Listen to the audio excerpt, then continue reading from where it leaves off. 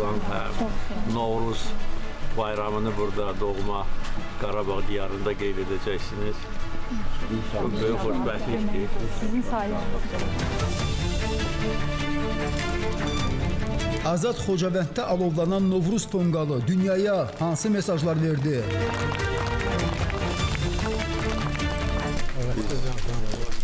Öz milli qürurumuzu bərpa etdik, ədaləti bərpa etdik, ərazi bütövlüyümüzü. İndi bu tonqalın hərarətini yalnız bu yaxınlıqda yox, bütün bölgədə hiss etmək mümkündür.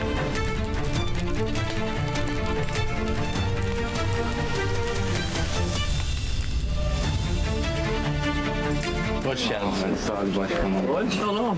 Hoş Böyük Qayıdışın 2026-cı il hədəfləri necə icra olunur? Baxaq,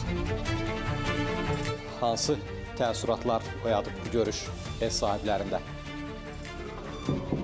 Salamünaleyküm, bayramınız mübarək, xoş gördük sizi. Hoş geldiniz. Təbrik edirik. Cənab prezidentlər, salam, necəsən? Nə təəssüratlar oyatdı bu görüş sizdə? Çox gözəl, çox Yəqin ki, sizin üçün də bütün xanavalar üçün də. Mənim ki, bu balalarımı belə sevindirib, Allah onun kürəyində dursun. Allah onun balalarına dəyməsin.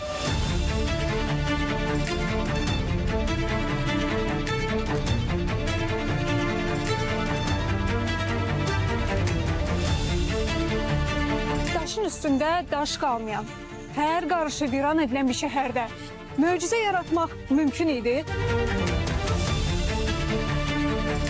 Mürəkkəb infrastruktur layihələr Qarabağ və Şərqi Zəngəzurun reinteqrasiyasına nə kimi perspektivlər təyin edir? Cəmisi 30 dəqiqəyə, 35 dəqiqəyə Füzuli Hava Limanından Şuşa şəhərinə çata biləcəklər. Humanitar diplomatiya Bakının statusunu necə möhkəmləndirir? Azərbaycan hökumətinə və Azərbaycan xalqına öz minnətdarlığımı bildirirəm.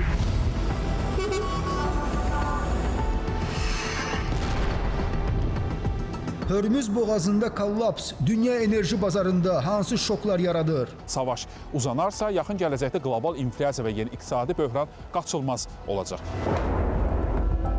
Amerika Birləşmiş Ştatları İsrail-İran müharibəsində niyə atəşkəs elan olunmur? Düşünürəm ki, İranla müharibədə qalib gəlmişik, atəşkəs elan etmək istəmirəm. İranın xarici siyasət kursu daha böyük dəqiqlik, koordinasiya və səmərəliliklə davam edəcək. Həm beynəlxalq müttəfiqlər, həm də daxili siyasi idarələr ABŞ-nin regionda atdığı addımların riskləri və nəticələri ilə bağlı ciddi suallar qaldırır və vahid mövqenin hələ də formalaşmadığı ortaya qoyulur.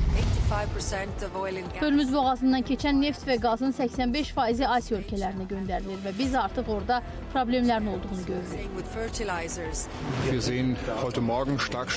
Avropa İttifaqı yaxın şərqdə münaqişənin tənzimlənməsində iştirak edə bilər.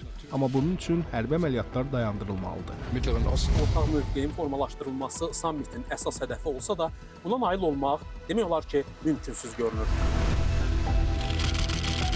Bu və digər sualların cavabı həftə verilişində.